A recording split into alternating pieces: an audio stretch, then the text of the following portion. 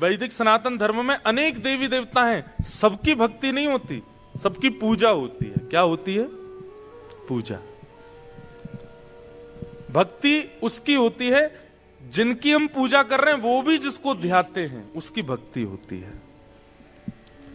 33 कोटि देवता भी जिसके आगे नतमस्तक हैं, उनकी भक्ति की जाती है। और वे कौन हैं? शंख चक्र गदा पद्मधारी श्रीमन नारायण। वही श्रीमन नारायण राम रूप धारण करके आते हैं, वही श्रीमन नारायण कृष्ण रूप धारण करके आते हैं। भगवान के दो प्रकार के अवतार होते हैं, एक होता अंशावतार और एक होता पूर्णावतार।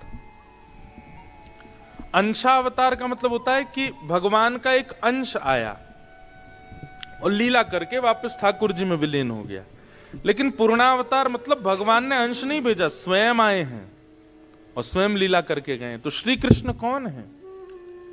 अंशावतार नहीं है, पूर्णावतार।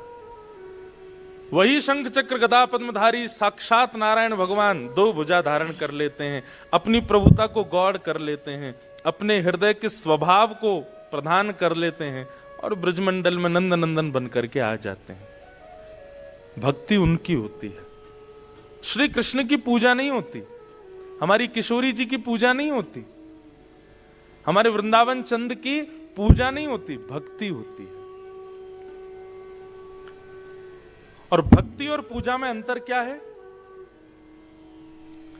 पूजा एक स्वार्थ से की जाती है, आपकी कोई कामना है, आप कुछ चाहते हो इसलिए आप उनको भज रहे हो।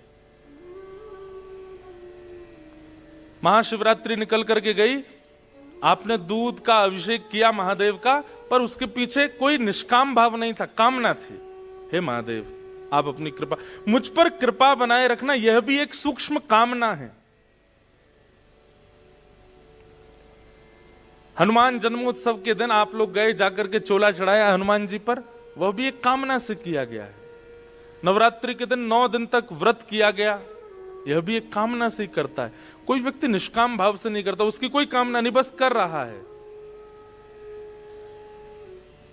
कामना से की गई जो आराधना, उसको हम पूजा कहते हैं। और जहां कोई कामना नहीं है, कोई कामना नहीं है, दूर दूर तक कोई कामना नहीं है, आप मुझ पर कृपा करो ऐसी कामना भी नहीं है, उसको कहते हैं भक्ति।